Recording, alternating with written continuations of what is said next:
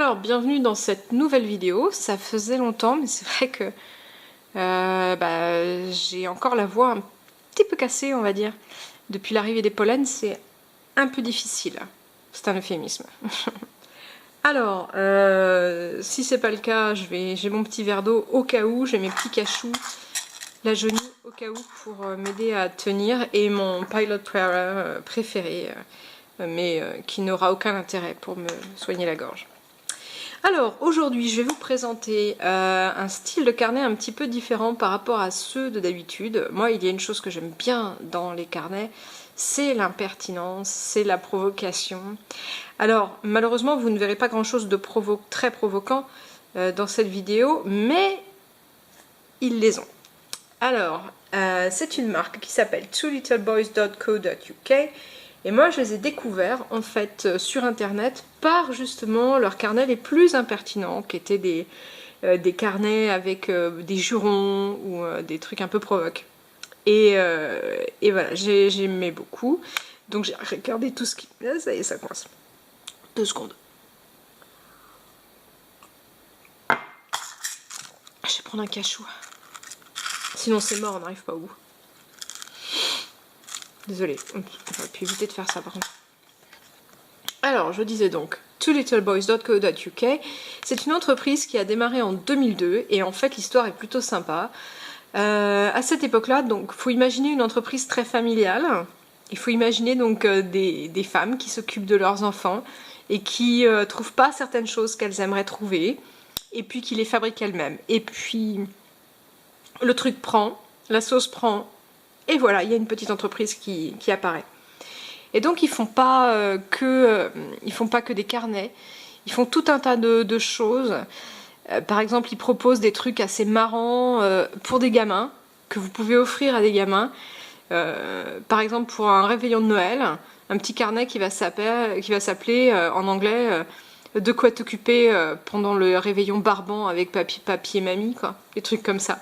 Je trouve ça marrant, je trouve ça impertinent et rigolo. Bref, alors sur la carte, on voit plusieurs styles de leur carnet. Donc moi je vais vous montrer cela. Ouais, il y a différents formats, il y a plein de formats différents. Et voilà.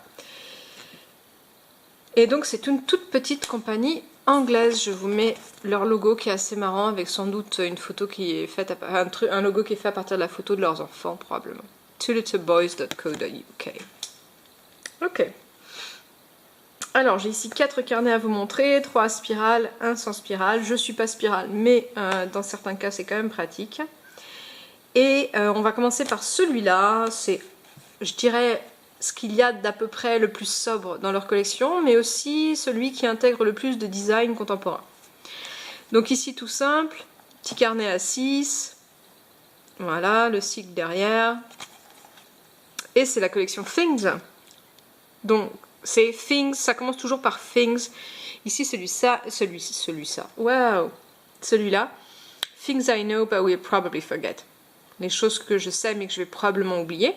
Alors j'en ai noté 2 autres qui me plaisaient bien. Les choses dont je dois m'inquiéter quand j'ai rien de mieux à faire. Et des choses que je pense mais que je dirai jamais. Et il y en a plein comme ça, il y a toute une collection. Voilà, donc ça c'est pour cette série-là.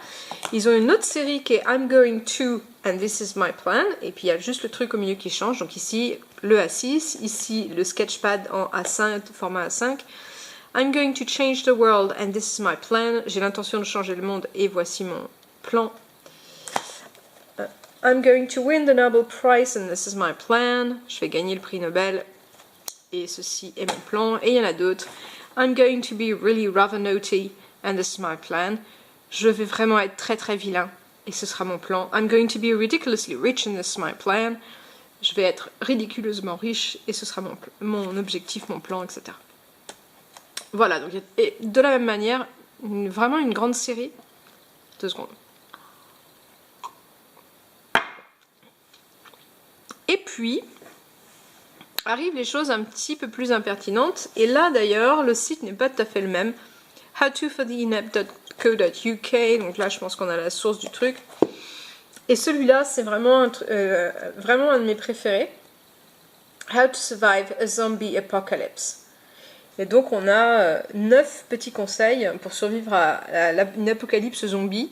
Bien choisir son arme, s'assurer que les moments romantiques sont toujours au mauvais moment, choisir la bonne Dream Team, être le gars cool avec une arbalète, toujours atteindre sa cible, n'avoir mal que quand on vous soigne, et ça c'est...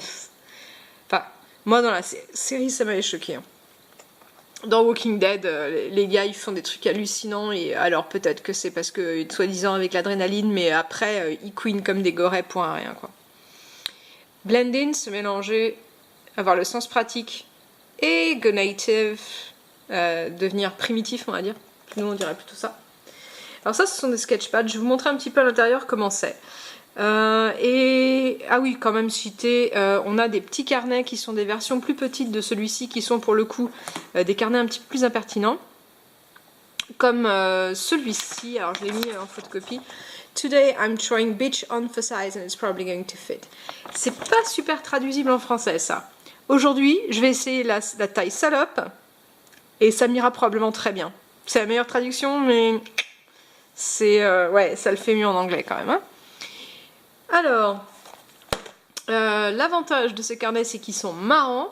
Maintenant, moi, ce que je recherche, c'est autre chose également.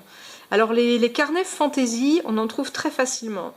Moi, j'en ai plein. Ce que je leur reproche principalement, c'est que la qualité du papier est vraiment merdique. Donc, quand je vais chercher un carnet fantasy, je vais quand même aller regarder un peu la qualité du papier. Je leur demande pas d'avoir la qualité de chez Rhodia, ou Clairefontaine, ou d'autres marques de haut de gamme en termes de papier, mais quand même il faut un minimum. Et là le minimum on l'a, donc on y est, on a quelque chose de tout à fait correct, on est même plus qu'au minimum parce qu'on n'a pas un papier de merde là-dedans, on a un papier de qualité. Alors j'ai fait mes tests d'écriture dans celui-ci, donc je vais vous montrer, ça va permettre de montrer un peu le design aussi de celui-là. Donc celui-ci pour tenir un plat, il faudra un peu lui casser le dos, donc moi je ne l'ai pas cassé pour le moment. Et au niveau design, hop, on va retrouver un truc un petit peu sympa avec des petits ronds dans 2 nuances de vert. Alors, je sais pas si vous les voyez verts, je trouve qu'ils sortent bleu un peu, mais c'est vert foncé et vert normalement. Ma caméra change la couleur un peu. Hein. Alors, pour les tests d'écriture, j'ai fait un test. Alors, on va se rapprocher un peu avec mon Pilote Prera, c'est mon préféré. Il est ancré avec bleu de Nil. Bleu de Nil de Diamine, qui est vraiment une de mes couleurs préférées. Et il va très bien avec ce Pilot Prera bleu. Donc voilà, j'aime bien celui-là. Donc Writing Test with Pilot Prera. On a un petit peu de phénomène de feathering. L'encre est bue très vite, très vite. C'est pour ça qu'on a un léger feathering, mais qui est vraiment très léger. On le voit sur le point de writing, par exemple, ou sur le point de wave. Par contre, il y a une absorption rapide de l'encre qui fait qu'on a des jolies nuances en fonction de la pression. Je l'ai testé avec mon Papermate Inkjoy, mon simple crayon bille préféré, le Papermate Inkjoy, pour vérifier qu'il y avait bien la douceur d'écriture. Et donc là, on l'a effectivement. Un test crayon papier au Palomino Blackwing. Nous, on écrit moins au crayon papier, mais dans les pays anglophones, ils le font, donc j'avais fait le test. Micro 1, micro 3, donc tout ça, ce sera pour regarder un petit peu derrière ce que ça donne. Le Jinhao with Diamond Blue Black. Alors, je vais préciser Just Re-Inked parce que je venais de le réancrer et donc il bavait un peu. Donc, il y a un plus important phénomène de feathering, mais c'est vraiment pas méchant. Hein. J'ai vu pire dans bien des carnets. Un petit test Pentel Touch Tombow Calligraphy Pen. Et alors ce qu'on observe, c'est donc on a un papier qui est quand même relativement épais. On a une ligne qui est noire, vraiment noire, sur un papier complètement blanc. Et on a un peu de... Enfin, on voit un peu au travers, mais ça ne traverse pas. Ni avec ceux-là, ni avec les suivants. Donc c'est quand même... Voilà, on voit au travers, mais ça n'est pas passé au travers. Voilà. Donc c'est quand même déjà un premier signe de qualité. Alors celui-ci qui est à spirale, donc on va pouvoir ouvrir hop là à son aise. Moi la raison pour laquelle j'aime pas spécialement les spirales, c'est parce que je suis gauchère, tout bêtement. Alors on a marqué ici, don't you just love it when a plan comes together? Bien sûr. Alors en français, comment on traduirait ça? Est-ce que vous n'aimez pas ça quand un plan se déroule exactement comme on l'avait prévu en gros quoi. Donc deux parties cartonnées, voilà, toutes simples, avec ce style très design. Et puis cette fois, on a un trait qui est gris, même pas gris foncé, hein, c'est un gris ordinaire quoi. Alors j'ai marqué ici leur liste de carnets. Donc ils font des carnets. Alors ils font les carnets, les crayons, les trousses, tout décliné sur les mêmes thèmes. Ils en font pour les enfants, pour les adultes, des pads, donc comment on dit en français, des blocs. Des carnets de pensée positive, des carnets un peu plus comiques, des carnets un petit peu plus impertinents et puis des carnets avec des citations, mais c'est vrai que pour nous, elles ne parlent pas des masses. Voilà, ça c'est les notes que j'avais prises sur l'entreprise. Alors, celui-ci, le gros, c'est un sketchpad. Il fait 15 par 15, 60 pages. Les pages sont... Alors, c'est assez épais pour 60 pages, mais simplement parce que les pages, c'est du 120 grammes. Donc, c'est vraiment destiné au dessin. Donc ici, je vais emporter le prix Nobel, et voici mon plan. Et la même chose que l'autre, de l'autre côté. Et donc, ah oui, là-bas, oui, effectivement, on voit bien que c'est fait à partir d'une photo de leur petit garçon. Voilà. Donc là, effectivement, l'avantage des spirales pour faire ça, c'est qu'on va pouvoir, pour faire un dessin rapide à l'extérieur, replier. Et là, pour le coup, j'avoue que les spirales, c'est quand même diablement pratique. Alors, j'ai fait plein de tests dans celui-ci. Je vais boire un petit coup, mon cachou est complètement collé sur mon palais, donc... Voilà, voilà. Donc, c'est du 15 par 15, donc c'est ce qui va se rapprocher un peu. Je l'ai appelé A5, mais par abus, c'est pas vraiment du A5. On a 60 pages de papier, donc à dessin. Et c'est un papier qui est relativement doux, il a un léger grain, qui est indispensable si on veut dessiner ou créer un papier, donc c'est bien qu'on l'ait. Mais il est relativement doux. Alors, j'ai essayé plein de trucs, parce que moi je voulais voir si je pouvais utiliser un petit peu d'aquarelle dessus. Bien sûr, c'est pas du tout un papier aquarelle, donc il va falloir être un petit peu tolérant là-dessus. Alors, j'ai essayé avec des feutres à aquarelle, et franchement, je suis pas convaincue par les feutres à aquarelle. Je trouve que c'est de la merde, hein. Je déconseille. Franchement, je suis un peu perplexe. Mais enfin, j'ai fait un test dessus, là j'ai fait un test avec de l'eau pour mélanger, et effectivement, ça ne convient pas du tout. Hein. Mais c'est peut-être parce que mes crayons, c'est de la merde, quoi, clairement.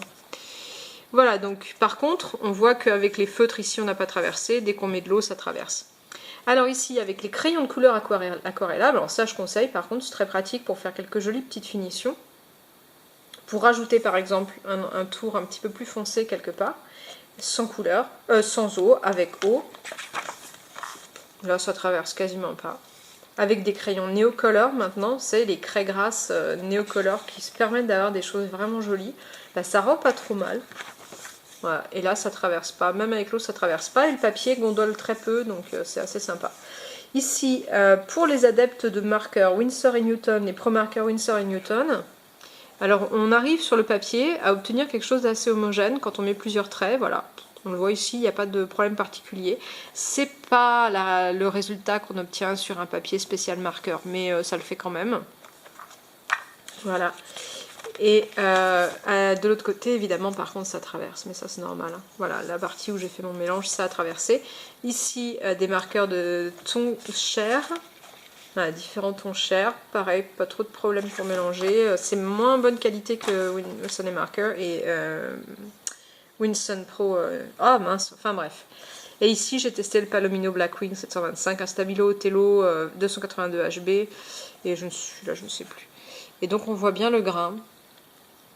Voilà, mais il n'est pas trop intense. Donc en fait, l'avantage de ce sketchpad, c'est qu'il peut servir à un petit peu tout en matière de dessin. Il va un petit peu tout supporter. Donc ça, là-dessus, c'est super sympa. Voilà pour cette présentation. J'espère que ça vous a plu. Donc ce qu'il faut retenir de cette marque, c'est vraiment qu'elle est très sympa en matière de design et qu'ils ont quand même été chercher quelque chose de qualité correcte au niveau du papier. Voilà, et pour les prochaines vidéos, je suis vraiment désolée, c'est vrai que je publie peu ces derniers temps, pour plein de raisons différentes. D'abord parce que mon ordinateur, il a fallu le changer, il plantait complètement, il lui fallait 3 jours pour charger une vidéo, je vous explique pas le truc. Ensuite parce que il se passe plein de choses dans ma vie en ce moment, et on va dire que j'ai d'autres chats à fouetter, quoi, clairement. Je suis désolée pour ça, mais c'est vrai que parfois ça arrive. Et enfin, j'ai eu pas mal de problèmes de santé également qui se sont interposés. Alors, avant qu'on finisse quand même, je voulais vous parler d'un truc.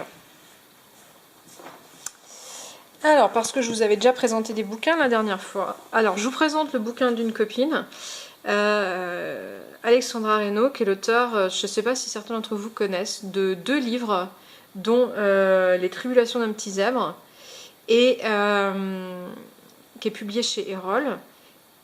Et elle tient également le site Les Tribulations d'un petit zèbre, qui à mon avis quand même, depuis déjà plusieurs années, est le point de référence de tous les parents d'enfants précoces. C'est-à-dire d'enfants qui ont eu des tests de QI, voilà, c'est ça. Et donc, elle vient de publier un livre qui s'appelle L'enfant atypique, alors qui ne parle pas que du haut potentiel, parce que Alexandra, c'est quelqu'un qui est à très haut quotient intellectuel, mais qui est aussi Asperger, son fils également. Et donc, elle nous parle dans ce livre de l'enfant atypique, hyperactif, haut potentiel 10, Asperger, faire de sa différence une force. C'est très bien écrit. Alors, évidemment, c'est une copine, je ne suis pas hyper objective, mais quand même, moi je maîtrise quand même bien le sujet maintenant sur cette question de précocité, etc. Et c'est bien écrit, j'aime beaucoup le point de vue Je disais donc, j'aime beaucoup le point de vue qui consiste à mettre en avant le positif, à montrer que c'est pas du tout, on n'est pas du tout dans le registre du handicap, où on peut pas limiter toutes ces questions au registre du handicap. Et voilà, c'est un peu comment faire quand on est parent face à des gamins qui nous laissent parfois un petit peu démunis parce qu'ils n'ont pas le même fonctionnement tout à fait que les autres. C'est-à-dire qu'ils sont atypiques, ils n'ont pas le même fonctionnement, ils n'ont pas le même développement, ils sont un peu déroutants pour leurs parents. Alors je dirais que c'est plus un livre qui va être fait pour les gens qui débutent un peu sur le sujet, mais j'aime l'esprit. Voilà, j'aime l'esprit. C'est des petits chapitres tout simples qui expliquent des petites choses. Voilà, des parents souvent démunis, bah oui, fatigue parentale, alors notamment pour les parents d'enfants TDAH, bon courage, l'enfant atypique à l'école, voilà. Mais pourquoi? Comprendre, hyperréactivité, en dehors des clous, contestataire, autodidacte, et il y a des petits conseils, des petits quiz, c'est super simple à lire, mais je crois que ça mettra définitivement les parents d'enfants atypiques dans la bonne direction, c'est-à-dire accueillir l'atypisme de leur gamin, comprendre les enjeux, et savoir être vraiment de bons soutiens pour ces enfants qui n'ont pas un parcours ordinaire.